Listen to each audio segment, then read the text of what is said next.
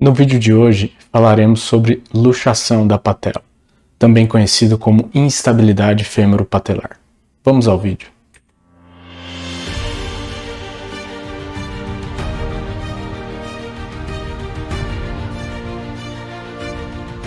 Muito bem a todos que estão chegando aqui agora, meu nome é Paulo Agnolito, eu sou médico radiologista e nesse canal a gente discute os principais temas relacionados à radiologia musculoesquelética, área nobre da radiologia. Então, se você tem interesse nesse tipo de conteúdo, considere se inscrever ativando o sino de notificação aqui embaixo e também compartilhando esse vídeo. Vamos lá, eu preciso bater 1000 inscritos até o final desse ano, essa é a minha meta, me ajuda aí. Então, a aula dessa semana, pessoal, ela está organizada da seguinte maneira. A gente vai fazer uma breve introdução sobre o assunto, luxação da patela, e aí a gente vai discutir particularidades da anatomia da articulação fêmuro-patelar, falar os principais fatores de risco para a instabilidade fêmuro-patelar, quais são os achados de imagem que são bastante típicos da luxação da patela. Vamos pincelar algumas noções de tratamento, só para você saber o que você pode encontrar em exames de imagem pós-tratamento, falar de instabilidades que eu chamo de menores aí, que a gente vai entender o que são isso, e no final, como sempre, aquele breve resumo. Então, pessoal, começando lá, a gente sabe que o seguinte, instabilidade fêmuro-patelar é bastante comum e afeta indivíduos jovens, especialmente indivíduos mulheres jovens. Metade dos pacientes que apresentam episódio de luxação fatalmente se tornam luxadores recorrentes, portanto esse é um problema importante e que acaba sendo investigado por imagem. E a instabilidade crônica, o luxador recorrente, ele tem um fator de risco importante para a degeneração precoce e osteoartrite ou osteoartrose, como preferir. A articulação fêmuro-patelar, pessoal, então ela é a articulação composta pela patela e pela tróclea femoral, E vejam que ela tem uma anatomia bem importante aí de estabilizadores, indo desde a musculatura até ligamentos, que a gente vai discutir mais a fundo já já. A articulação fêmuro-patelar, então, ela tem, como eu disse, estabilizadores passivos, que vão fazer com que ela fique no local dela aí, e o principal deles é a geometria articular, Vejam que é uma articulação que uma parte encaixa na outra, então isso faz com que ela fique no local, Mas além disso a gente tem complexos estabilizadores, tanto medial quanto lateral. E além disso a gente tem estabilizadores ativos, E quando eu falo ativo, basicamente eu estou querendo falar do papel da musculatura extensora principalmente. O complexo estabilizador medial, pessoal, então quando eu falo dele, eu estou querendo falar basicamente do retináculo patelar medial, que é um conjunto de fibras ali que se ligam à patela no seu aspecto medial e ao fêmur também no seu aspecto medial. E esse conjunto de fibras ele tem um representante mais importante aí, que é o ligamento patelo-femoral medial, que é um conjunto mais espesso aí de fibras desse retináculo e que exerce a principal função aí de estabilizar a patela no lugar dela. Então, na ressonância magnética, como é que eu enxergo esse complexo ligamentar medial? Então, eu vou enxergar ele como um conjunto de fibras com baixo sinal em todas as sequências, ligando a patela ao fêmur, isso no aspecto medial, tanto da patela quanto do fêmur. É óbvio que no exame de ressonância magnética eu não consigo individualizar todos os componentes do complexo estabilizador medial, mas esse mais espesso e mais conspícuo, querendo dizer que é o que eu melhor consigo delimitar, a gente vai entender como sendo o ligamento patelo-femoral medial. Passando aí para os fatores de risco, os principais fatores de risco para a instabilidade fêmuro-patelar, a gente pode elencar os seguintes. A displasia da tróclea femoral é um dos principais fatores de risco. Aí a gente tem também a altura da patela, quando a patela é muito alta, esse é um fator de risco importante também. E a lateralização do vetor de força, ou seja, a lateralização do eixo fêmuro-patelar, representada aí pelo famoso TAGT, que a gente vai aprender já já como interpretar isso, é muito simples, para de estressar com isso, é um conceito muito simples. E a caracterização e a quantificação, então, desses três fatores aqui, vai acabar sendo a nossa função como radiologista. A gente vai ter que saber lidar muito bem com isso aqui, porque é isso aqui que vai passar para o colega que está pedindo o exame para a gente como é que está o status desse eixo femoropatelar e o que pode ser otimizado ou até passível de tratamento cirúrgico. Do ponto de vista de displasia femoral, pessoal, e aqui tem uma mensagem importante nessa aula, toda vez que a gente vai estudar eixo femoropatelar, existem inúmeras medidas disponíveis na literatura, várias para quantificar cada um desses reparos anatômicos, digamos assim. A gente pode quantificar a tróclea de N maneiras, a gente pode quantificar a altura patelar de N maneiras e o TAGT basicamente de uma maneira só. Mas a mensagem aqui é o seguinte: a gente vai escolher uma medida e vai ficar com ela, a gente não vai ficar mudando toda vez. E eu vou sugerir aqui para vocês as que eu prefiro e fica então essa sugestão para utilização, tá? Mas o importante é você escolher uma medida e ficar com ela e sempre medir dessa maneira, que isso vai te dar confiança e reprodutibilidade nas suas medidas. Então, a displasia da tróclea femoral, ela é uma anomalia do desenvolvimento da tróclea, né? Ela se forma de uma maneira desfavorável e ela é um dos principais fatores para a instabilidade femoropatelar crônica. Essa anatomia desfavorável ela envolve uma tróclea plana proximalmente, né, lá em cima no comecinho dela, né, e uma tróclea que tem uma profundidade subótima, ou seja, pouco côncava distalmente, e eventualmente em graus máximos de displasia a gente pode ter até uma tróclea que é convexa, né, ao invés dela formar uma canaleta para a patela correr, ela na verdade ela tem um bump, né? Ela é convexa e isso é extremamente desfavorável e amplamente associado à instabilidade, certo? Existem na literatura métodos qualitativos em que a gente bate o olho e classifica. Classicamente a gente tem o método de De Jure aí, que envolve 4 tipos, né, de patela, de tróclea, desculpem, mas particularmente eu que sou um cara que gosto bastante de métodos qualitativos, nesse momento aqui no joelho eu prefiro lançar a mão de métodos quantitativos em que eu obtenho uma medida. E qual é a medida essa que eu faço? Então a medida de escolha que eu gosto muito de medir é essa aqui, é o famoso ângulo do sulco da tróclea femoral. Então, como é que a gente faz isso? A gente vai... essa medida, inicialmente, ela foi desenvolvida para a radiografia, né, em incidências axiais da tróclea, que eu consigo ver essa anatomia, mas eu posso tranquilamente trazer ela aqui para a ressonância, como demonstrado aqui, e o valor de referência para essa medida é até 145 graus, ou seja, esse ângulo aqui formado, né, entre as duas retas da tróclea, ele pode ser até 145 graus. Se ele for maior que isso, eu vou entender que é uma tróclea displásica. A pergunta que resta é, aonde eu faço essa medida? Então eu vou pegar o corte axial, que eu use um localizador, seja ele o coronal ou o sagital, e eu perceba que eu esteja a 3 centímetros da interlinha articular. Na prática, pessoal, como é que eu faço isso? Para não ter que ficar medindo toda vez 3 centímetros da interlinha articular, eu venho no plano axial lá de cranial para caudal e os primeiros cortes da tróclea, no primeiro corte que eu perceber a formação de uma faceta medial bem delimitada e uma faceta lateral bem delimitada, geralmente eu estou a 3 centímetros da interlinha articular. Com o tempo você acaba pegando a prática e não precisa ficar medindo sempre, mas no começo de fato faça a medida e veja se você está a 3 centímetros da interlinha articular, que por definição é o local certo para a gente medir. Tá? Então o próximo parâmetro que a gente deve saber avaliar muito bem é a altura patelar. A altura da patela, ou uma patela alta, significa uma patela posicionada muito acima da tróclea femoral, geralmente associada a um alongamento do tendão patelar.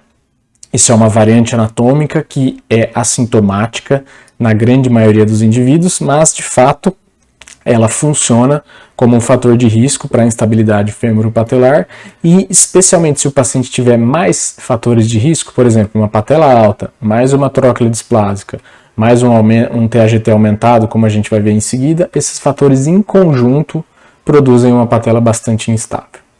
Qual é o grande problema de você ter uma patela alta? O problema é que você precisa de graus maiores de flexão do joelho para a patela encaixar na tróclea, né? Porque se ela fica muito lá em cima, eu preciso dobrar o meu joelho para que ela entre na canaleta. Ao passo que se ela tiver uma altura menor, uma altura dentro do que a gente considera normal, qualquer grauzinho de flexão que eu faço no joelho, a patela já encaixa na canaleta, né, que é a tróclea, e diminui bastante o risco de luxação.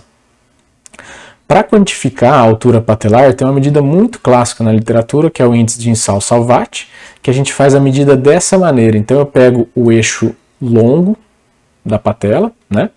Geralmente eu faço isso no centro da articulação ou ali muito próximo de onde está o ligamento cruzado anterior. Esse é geralmente a referência. E aí eu pego o maior eixo do tendão patelar na sua porção mais interna. Percebam que eu não estou medindo a porção externa dele, eu estou medindo a sua porção interna. E lembre-se de usar o LCA ali, ou muito próximo dele, um corte para lá, um corte para cá, como o corte de referência para a gente medir. Lembrando que o Insall-Salvati originalmente foi desenvolvido para radiografias com flexão de 20 a 30 graus, mas tem inúmeros trabalhos na literatura provando que a gente pode trazer ele para a ressonância magnética e que isso tem uma boa acurácia. Do ponto de vista de valor de normalidade, a gente tem muita controvérsia na literatura com relação a isso, mas parece que um dos valores de corte mais bem aceitos é o de 1.3, tá bom? Então, eu entendo que é normal que o tendão patelar tenha até 1.3, ou seja, até 30% o tamanho da patela. Se for maior do que isso, aí eu estou diante de uma patela alta. No quesito altura patelar, tem um segundo índice que vale a pena a gente conhecer, especialmente quando os pacientes tiverem aquelas patelas muito deformadas, às vezes uma patela com um bico inferior muito longo, e isso vai falsear a medida do Insall-Salvati. Aí, nesses casos, a gente pode lançar a mão do índice de Caton-Deschamps, e que aí eu meço dessa maneira, eu meço a superfície articular da patela e não o maior eixo longo. Eu uso o Caton-Deschamps bem de vez em quando, mas de fato quando tem aqueles pacientes que tem um bico, né, a patela tem um bico muito grande aqui embaixo, aí vale a pena a gente usar essa medida. Então essa é a indicação principal, e também o Caton-Deschamps aí que a gente vai utilizar como valor de referência é 1.3, tá bom?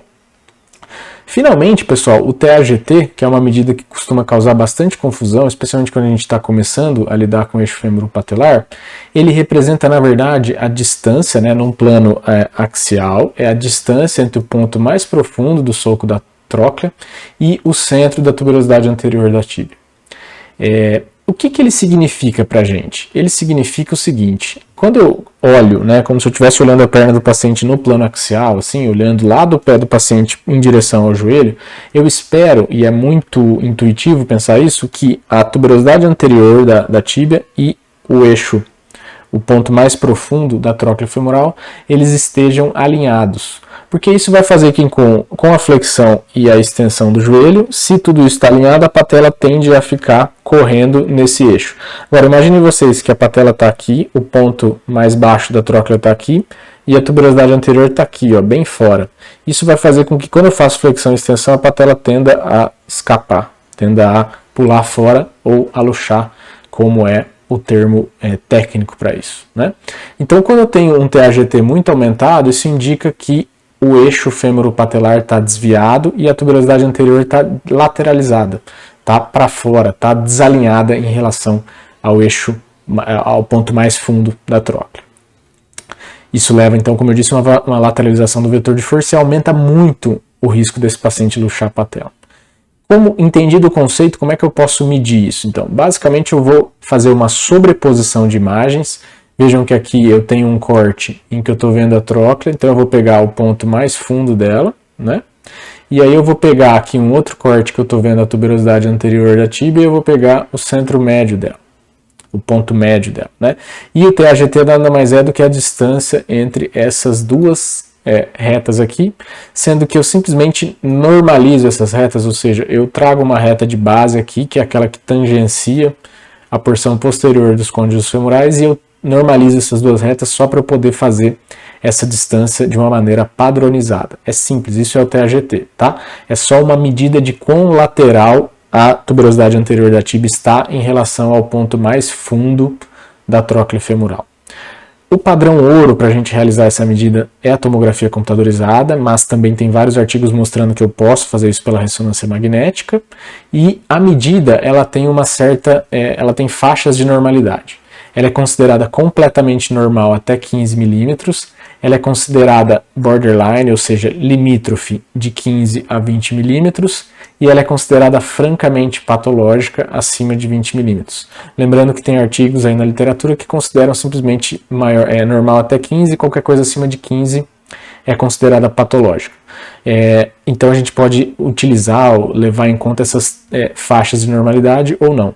É interessante você conversar com o pessoal da ortopedia de joelho para qual você está acostumado a laudar e ver qual eles estão mais acostumados a levar em conta. Do que eu vejo, o que eu tendo a usar são essas três faixas aqui de valores, tá bom?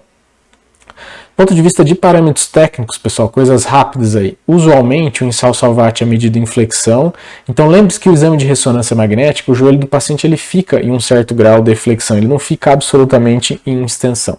Mas na radiografia, quando possível, a gente faz o joelho em perfil com uma flexão de 20 a 30 graus, e aí é o ideal para a gente medir o Insal Salvati.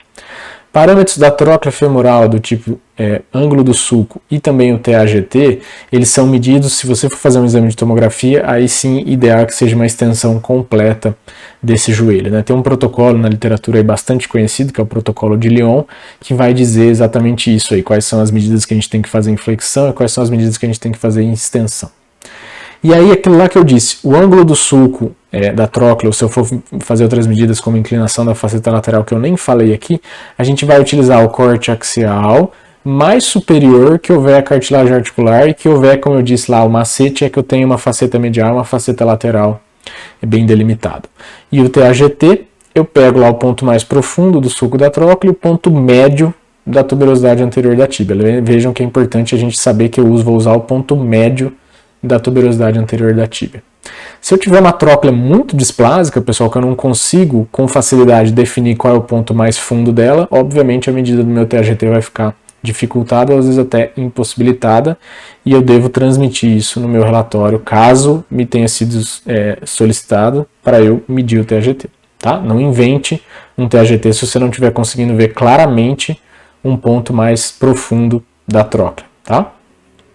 Passando então, pessoal, para a instabilidade fêmuro-patelar propriamente dito, né? Então, o que acontece na instabilidade fêmuro-patelar? Em um movimento geralmente momentâneo, a patela sai do lugar, vem, bate, né? Se choca aqui contra o aspecto lateral do côndilo femoral lateral, produzindo esse padrão de contusões bastante típicos, aí conhecidos como contusões em beijo. E usualmente essa patela retorna, né? Por mais que haja uma lesão completa dos estabilizadores mediais, como está sendo demonstrado aqui nessa figura, usualmente isso aqui volta, porque não é só esse complexo ligamentar que atua nessa estabilidade. A gente viu lá que tem musculatura e tal, e isso geralmente é capaz de colocar no lugar de novo, e aí quando eu fizer o exame de ressonância magnética eu vou ver sinais sugestivos de que houve a luxação da patela, mas dificilmente a gente vai ver um exame com a patela francamente luxada, tá? E lembrando que o contexto clínico que esse paciente usualmente chega a procurar lá o colega da ortopedia é dizendo assim, eu torci meu joelho. Usualmente o paciente não consegue identificar que ele luxou a patela, porque isso é muito rápido, ela sai, bate e volta, e o paciente vai sentir uma dor lá e vai entender como sendo um entorse na maior parte das vezes. Isso pode estar relacionado a uma lesão do LCA, uma lesão de menisco ou às vezes uma instabilidade da patela, que é o que o paciente vai queixar que o joelho deu um estalo lá. Usualmente dá muito derrame articular um episódio de luxação da patela. Então o colega da ortopedia vai ficar com o exame físico dele prejudicado e aí a gente vai ter que no exame de imagem achar essas pistas aí que houve um episódio de luxação. Então, vejam que juntando isso com isso, mais da metade, ou aproximadamente metade dos pacientes vão chegar com um pedido de ressonância de joelho pra gente e não vai estar escrito lá, luxação da patela. Provavelmente vai estar escrito bom e velho lá, entorse, né? E aí você vai olhar o ligamento, vai olhar o menisco, e uma das coisas que você tem que ficar em mente é se não houve luxação da patela, visto que, como eu disse, isso é transitório e usualmente autorredutível, tá? Na imagem, então, quais vão ser os aspectos de imagem que vão me fazer pensar em luxação da patela? A ressonância é um método de escolha para isso, ela tem capacidade de detectar a luxação patelar recente e através de lesões bastante típicas, que são elas, contusões, né, no côndilo femoral lateral e na região inferomedial da patela, conhecidas aí também como kissing contusions ou contusões em beijos, A gente vai procurar lesões de estabilizadores mediais, aí dentre eles o ligamento patelofemoral medial, e lesões condrais ou mesmo osteocondrais na patela também são muito comuns nesse contexto. Além disso, como eu disse, dá um derrame articular geralmente importante e com estigmas de lipohemartrose, já que eventualmente a gente tem contusões ou até traços de fratura que tem comunicação articular. As lesões dos estabilizadores mediais, então, eu posso ter rupturas do ligamento patelofemoral medial ou de mais componentes do retináculo patelar. Isso acontece na maioria dos pacientes que têm instabilidade femoropatelar. E a minha função como radiologista é dizer se a lesão do retináculo, ou principalmente do ligamento patelofemoral, está na inserção patelar, no terço médio ou na inserção femoral desse ligamento, sabendo que em mais de 90% dos casos a lesão está na inserção patelar. Como nesse caso aqui, a gente tem um exemplo de lesão do ligamento patelofemoral em que a gente tem ele espessado, heterogêneo e com edema ao redor, de partes moles ao redor. Tá? Não necessariamente eu consigo detectar uma descontinuidade, eu vou dar com uma lesão parcial pelo espessamento e pela alteração de sinal. Nesses outros exemplos aqui, vejam que é um ligamento patelofemoral completamente alterado, né? Aqui com uma descontinuidade junto de sua inserção femoral, né? Então percebam que o aspecto de imagem é muito semelhante a lesões ligamentares em outros locais do corpo, né?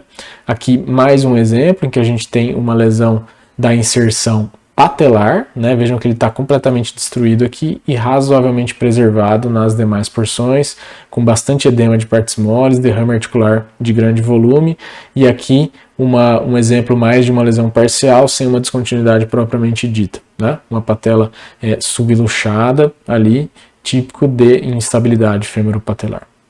A gente vai ter também aquelas contusões bastante típicas, que são essas aqui, no aspecto lateral do côndilo femoral lateral e na porção ínferomedial ou na porção medial da patela. Lesões condrais e osteocondrais, como eu disse, são muito comuns. Cerca de 70% dos pacientes que luxaram a patela vão ter algum grau de lesão condral ou osteocondral. E qual a importância disso? Quando a lesão é muito grande, né, especialmente na patela, quando foi retirado um fragmento de cartilagem ou um fragmento osteocondral muito grande, especialmente maior que 1 centímetro quadrado, isso pode ser passível de reparo cirúrgico, especialmente porque a gente está lidando com o contexto de pacientes jovens, né? E uma falha condral muito grande como essa num paciente muito jovem, a tendência é que isso evolua para artrose precocemente. Então é importante a gente relatar o tamanho de um eventual defeito condral, né? Vejam que a gente pode ter contusões e lesão dos estabilizadores mediais dessa maneira, uma fratura impactada aqui no aspecto medial da patela, né? E associado a edema de partes moles e derrame articular de grande volume. E propriamente as lesões condrais, elas podem ser pequenas, como uma erosão superficial desse tipo, uma fissura profunda, como nesse exemplo, ou um baita de um defeito condral, né, uma fratura osteocondral, uma fratura condral aguda, né, como nesse caso aqui, praticamente houve um desnudamento do vértice e da faceta lateral dessa patela, o que é algo bastante importante ser relatado, e isso aqui às vezes é passível de algum tratamento para tentativa de reparo dessa falha, já que a chance de evolução para artrose é muito grande. Achados típicos aí também de luxação, ou a luxação geralmente está associada a derrames articulares de grande volume, às vezes com essa formação de níveis líquido-líquido que vão indicar para a gente lipohemartrose ou pelo menos hemartrose. Aqui vejam que há nitidamente um fragmento condral, um grande flap condral destacado e deslocado ali para o recesso suprapatelar.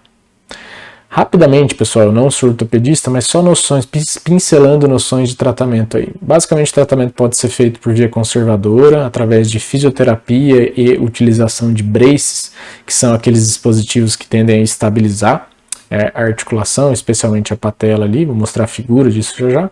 E do ponto de vista de cirurgia, em casos mais avançados, o que dá para ser feito, né? O ortopedista pode lançar a mão de reconstrução ou reparo dos estabilizadores mediais, ele pode reposicionar a tuberosidade anterior da tíbia, naqueles casos que o TAGT é muito aumentado, e ele pode inclusive fazer uma trocleoplastia, naqueles casos que a tróclea é muito desfavorável.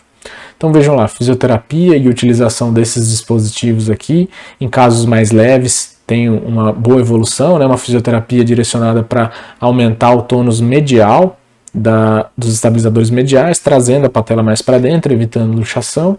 Isso tem bastante resultado em casos mais leves e que não tem tantos fatores associados. E aí, em casos mais avançados, que tem uma tróclea muito desfavorável, é possível fazer procedimentos que aumente a profundidade da tróclea, como nesse caso aqui, né, mas envolve, como dá para perceber, osteotomias mais agressivas, ou maiores pelo menos, né, e pode ser associado a osteotomias corretivas da tróclea com reconstrução ou mesmo reparo ou reforço do retináculo medial, aqui uma reconstrução do ligamento patelo-femoral medial. Além disso, uma cirurgia importante aí nos casos em que o TAGT é muito aumentado, é possível fazer, né, vejam que isso aqui, essa figura representa muito bem o que é um TAGT aumentado. Então, provavelmente o ponto mais profundo da tróclea esteja aqui e o ponto médio da tuberosidade anterior está aqui, ou seja, há um nítido desalinhamento desses pontos, né? Então, o ortopedista pode lançar mão de uma cirurgia em que ele reposiciona essa tuberosidade anterior, trazendo ela para embaixo de onde está o ponto mais profundo da tróclea, fazendo com que o vetor de força aqui fique alinhado dessa maneira e diminua bastante a chance de luxação, totalmente diferente desse caso aqui, que o vetor de força fica desviado dessa maneira aqui e a chance de luxação é muito maior, tá? Para a gente finalizar, pessoal, tem o que eu chamo de instabilidades menores, que são microinstabilidades do eixo femoropatelar, que vão se refletir nos exames de imagem, geralmente com isso aqui, ó, com pinçamento de coxins gordurosos ao redor da articulação femoropatelar, né? E quais são os coxins aí que eu devo conhecer? Eu tenho a gordura de Hoffa, eu tenho o coxim suprapatelar e eu tenho o coxim pré-femoral, né? Por imagem, é muito típico a gente lembrar deles, ou vale muito a pena a gente lembrar deles. Então eu tenho o suprapatelar aqui, o pré-femoral aqui e a grande gordura de Hoffa aqui, né? Então esses são os três coxins, qualquer um deles eu posso ter pinçamento ou micro instabilidade associada a essas micro instabilidades. Isso nos exames de imagem vai aparecer para a gente como esses edemas aqui, ó, na porção superolateral da gordura de Hoffa é muito comum, né? Aqui outro exemplo, ou também ali nos coxins, aqui todos eles na gordura, na porção superolateral da gordura de Hoffa, e aqui no coxim adiposo suprapatelar, ou então também posso ter isso aqui no pré-femoral. Em resumo, pessoal, para a gente finalizar esse assunto, a gente tem que instabilidade femoropatelar é bem comum, e lembre-se sempre disso, uma parte significativa dos casos, a hipótese diagnóstica não vai ser essa que vai chegar no pedido, vai ser função nossa, do radiologista, flagrar esses sinais no exame de imagem e aí sim pensar nisso, né? Os fatores de risco para isso, os principais são displasia da tróclea, uma patela muito alta e um TAGT aumentado, né? Procure nos exames de imagem os achados típicos aí, que são aquelas contusões em beijo, na patela e no côndilo femoral lateral.